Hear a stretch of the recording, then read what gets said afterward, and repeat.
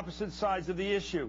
Paul Hackett has been a vocal critic of the war and was heavily recruited by Democrats to run for the U.S. Senate in Ohio, only to be pressured out of the race. He's now a board member of the Iraq and Afghanistan Veterans of America Political Action Committee. And Van Taylor is the only Republican among a handful of Iraq war veterans running for Congress. He's trying to unseat 8-term incumbent Congressman Chet Edwards in the district that's home to President Bush's Crawford Ranch. Let me start with you, Mr. Taylor. Thank you very much for joining us. Do you think we're right to be in Iraq? We need to stay in Iraq until we get the job done there. We have got to defeat al-Qaeda terrorists that are trying to take over the country of Iraq and use it as a launching pad to conduct terrorist attacks in the region and possibly even on the United States. And where did al-Qaeda come from? Al-Qaeda is an amorphous organization. No, the people that are fighting, that you say are threatening us in Iraq, where did they come from? Al-Qaeda made a conscious tactical decision to do battle with the United States in Iraq, and we have responded and fought them there. We need to fight them there, because if we don't fight them there, we're going to have to fight them here. So they came in since we went in? Well, there's no question. I mean, they made a decision in the summer of 2003 to come into Iraq and launch an attack against the United States forces. So there wouldn't have been Iraq, and there wouldn't have been an al-Qaeda component of the size. There wouldn't have been that threat if we hadn't gone in the first place. Well, al-Qaeda would choose to do battle with us somewhere else, possibly in Europe or even in the United States. So clearly, fighting in Iraq meant that they didn't fight us somewhere else. So the people that are killing 3,000 people a month in Iraq are al-Qaeda, you're saying? All the death we're seeing on television is caused by al-Qaeda. That's against all the reporting we're getting. That's why I'm raising this, sir. I don't get any reporting saying those people are being killed by al-Qaeda. 3,100 people a day are getting killed in that war between the Shia and the Sunni, and I just wonder why you keep bringing in al-Qaeda, which is, by every estimate of every military man, is an isolated 5% maybe of the action over there. Okay. We need to be in Iraq because of al-Qaeda, and we cannot leave Iraq until al-Qaeda is eradicated from that country. Well, those are talking points. Where do they fit into the fact that 3,000 a month are being killed over there? Who's killing those people that we're watching on television every night? Is that al-Qaeda doing that? Al-Qaeda is trying to foment a civil war in Iraq, and we need to stop them from doing that. We need to make sure that Iraq is a stable democracy. What percentage of the people being killed over there are being killed by al-Qaeda, as you say? Every day on the headlines. Who's doing all that killing? You're asking two different questions. No, I'm asking one question, sir. What is the role of al-Qaeda? You brought it up. What's al-Qaeda's role in Iraq? I'm just asking. Al-Qaeda is trying to foment an insurgency in Iraq, and we have got to stop them from creating that insurgency. We have got to secure our country against terrorists, and they are attacking us right now. U.S. forces are risking their lives fighting al-Qaeda terrorists that seek to destroy our country and our way of life. We've got to do whatever it takes to finish the job in Iraq and make sure that we give a secure country to our children. Okay, same set of questions to you, Mr. Hackett. First of all, the first question is, should we be in Iraq? No. The war is over.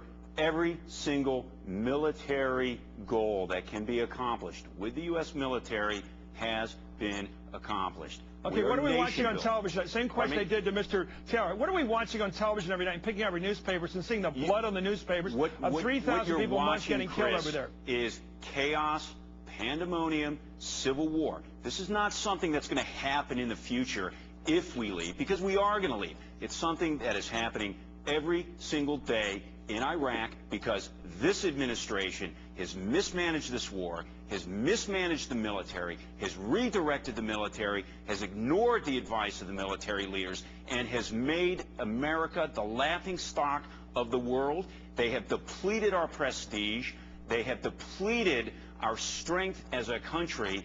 And frankly, Mr. Taylor is an apologist for this failed mission, lack of policy, lack of strategy, lack of goal-oriented mission accomplishment. There is no goal. There is no strategy. There is no plan. This administration is floundering on the world stage, and you and I are paying the price for it. Well, let me ask Mr. Taylor to take all the time he needs to give you an answer to that. We need to send people to Washington that understand the war on terror. There was a time in our country when the war many on members terror, of Congress terror is a strategy. Paul, I'm going to finish this. You've interrupted me in the past. You're not going to interrupt me here. Let him finish, please. We have got to win. We have got to win the war on terror. Al-Qaeda is a vicious terrorist organization. They are seeking to destroy our way of life. They have come to this country. They have attacked us. They're attacking U.S. forces in Iraq. They've attacked U.S. forces around the world. They've got to be dealt with. You cannot put your head in the sand. Strategy? Okay, let me ask you the question. Mr. Taylor, the President of the United States held a press conference yesterday, and he was asked, what role did Iraq play in the al-Qaeda attack on us on 9/11? He said nothing. No role. You say something different, it sounds like. Today no, he in said Iraq, they had nothing. He said, Al-Qaeda... No, he said they had nothing. Do you agree with that, with the president? That they had nothing to do with the attack on 9/11?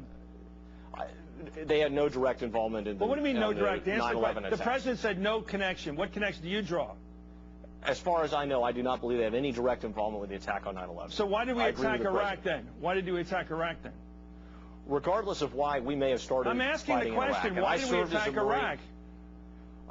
Why did we go into Iraq?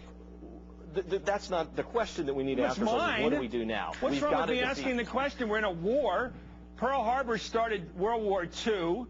That's a question. That's a question what started? Why did we go into Iraq? That is a question you can ask historians. But today, we need to send people to Washington who understand the war on terror. There is not a single member of the United States Congress that has served in the war on terror, and there are only 24 combat veterans. I will be the very first. We need to send people like you to Washington. If I may interject, Chris, Van obviously doesn't understand the war on terror. Where's Osama bin Laden? Where's the 6'2", white robe-dressed, left-handed Arab who's walking around in Pakistan or Afghanistan? That was the war against those who attacked us on our soil. War on terror, I mean, that's a ridiculous soundbite. Terror, as you know, Van, is a military strategy. It's not a philosophy. You're not going to defeat a strategy. You're going to defeat a philosophy. And if you want to defeat it, you have to address what compels those people to sacrifice their lives and kill innocent women and children. Full answer now. Take all your time. We have 90 seconds, please. Go ahead, Mr. Taylor. We need to grind down this insurgency. We need to destroy Al-Qaeda wherever they may be. And we need to support our troops. We need to support our troops. And if you take, for instance, the incumbent I'm running against here in Texas, he actually did not support our troops. He took thousands of dollars of campaign contributions to help crooked insurance agents rip off thousands. Yeah, but Van, you've taken thousands of dollars worth of campaign contributions from Dick Cheney, from Exxon Oil, the $5 million worth of stock that you inherited. Come on, Van, be honest. Well, let me ask you about, you guys are getting personal here. Look, I just want to ask you, Mr. Taylor, because you got a chance to respond here, and you got a little time here. It seems to me that 60% of the people in Iraq are Shia. We're learning all this as we go along, and even the fighting men are learning this, and women. 60% are Shia, about 20-some% are Sunni. The Sunni insurgents don't like being rolled by the 60%. They've been fighting us. We call them insurgents. The majority include people like militia people who are al-Sadr and people like that, who are pretty dangerous characters who are also fighting back and forth. Where does Al-Qaeda fit into this? Al-Qaeda is there in Iraq today seeking to kill Americans. And look, I would rather put my body armor back on, kiss my 2 children and my wife in Central Texas goodbye, and go fight in Iraq, rather than have to fight Al-Qaeda in the United States. They choose to do battle with us in Iraq. We need to fight them there. That is a false choice, and it's silly, and it's ridiculous to even imply that.